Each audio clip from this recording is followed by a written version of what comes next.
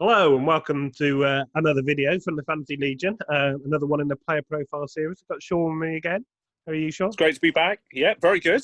If you don't know, we've got our draft guide is out and selling well. There'll be a link in the description, and it is well worth checking out. There's already been a number of big hits from that, so please have a look.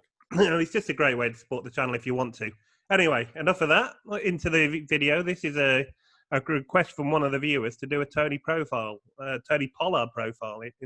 Yeah. Okay. Obviously, he's probably going to play second fiddle to Zeke, but he looks a talented player. What do you make of him, Sean? I think he is a very talented player. Every time that he's come in, he's looked the part. He's a very good player. He's just unfortunately trapped behind an exceptionally good running back in Ezekiel Elliott. But I suspect Tony Pollard could be one of these players that maybe develops on in another year or two with another team, to be honest, because he looks the real deal. He looks really good.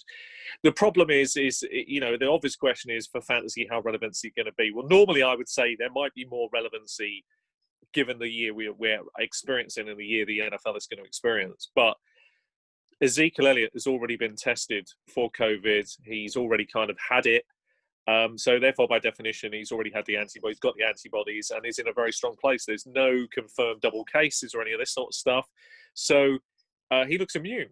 So with that in mind, I'm kind of if you've got Ezekiel Elliott, you don't take Tony Pollard. But if you're drafting a certain way and you're looking at backups that have the potential with a big upside, then Tony Pollard is that guy. And that's it. I mean, you look at some of the backups and you think, even if like McCaffrey went down, you can't see Bonifon coming in and doing McCaffrey numbers or even close. I mean, but if he went down, then behind a good O-line, and Pollard would do a good job. He would be a good.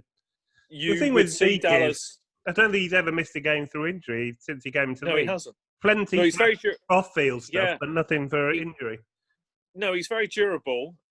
He's very motivated as well at the moment. I mean, highly motivated because he doesn't feel that the league is respecting him enough. I think this is what often happens when they do their NFL 100.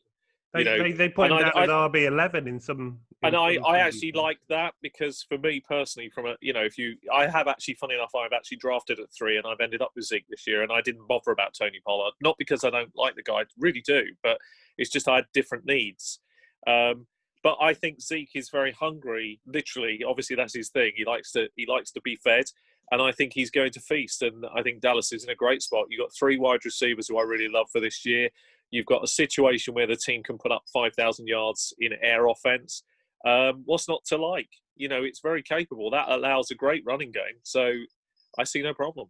Yeah, I mean, it's hard to load the box when you got Dak and all the weapons, isn't it? So can't do it with this. Another one of these great teams is what the NFL is now built on, is sort of speed and multiple players that can catch the ball. It's what the league is all about nowadays, which is very exciting.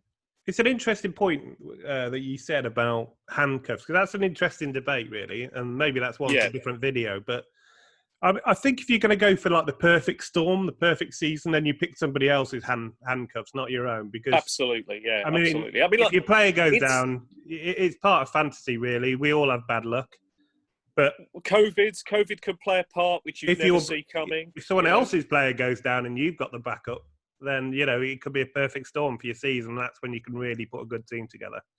So, yeah, I'm more interested in handcuffs. If I've got a player I have got a little bit of doubt on, I can believe in a player. So there's a couple of examples. I really believe in... Or if you don't believe in the starter, do you? So. Yeah, well, I really do believe in the Arizona backfield a great deal. But I've got to own, I think in redraft, I have to own both the key starter and the backup in Arizona as one example. I think if you own Dalvin Cook as an example, you probably feel more comfortable when you've got his backup as well. So yeah, so if you get Mattinson, I mean, so you're saying if you've got Kenyon Drake, you should get Chase Edmonds as well if you can. Yeah, well, I've been... Well, again, I'll save it because it's in the draft guide. Sorry to bat the drum, but we've got to keep telling people it's out there.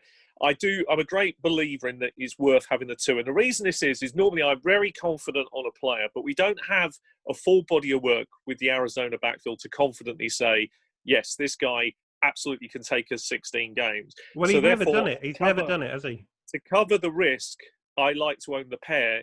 I've only gone for the strategy with them if I own the pair, because then I feel very safe, very comfortable. because I know Chase Edmonds, a bit like Tony Pollard, because he's a great example to use. We know when he gets in, he produces. So if you own the pair, you feel that you can see who the 1-2 is.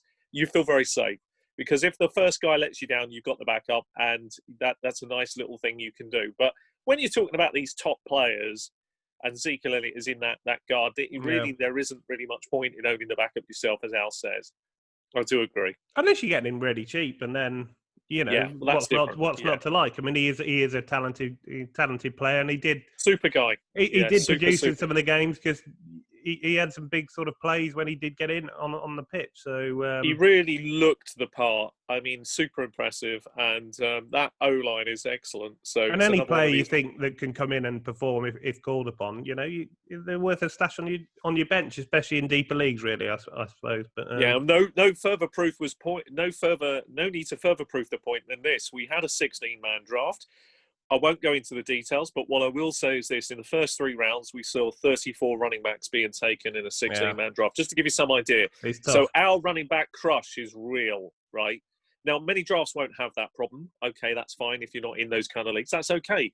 But it shows you the value of the running backs and how they're perceived in those kind of leagues. So, right, good point.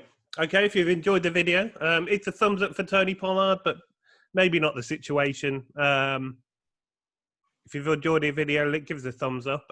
Subscribe to the channel for more if you want to see more. And, go and buy the draft guide, because there's lots of good stuff in there.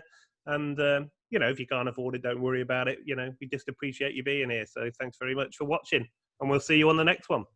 Take care.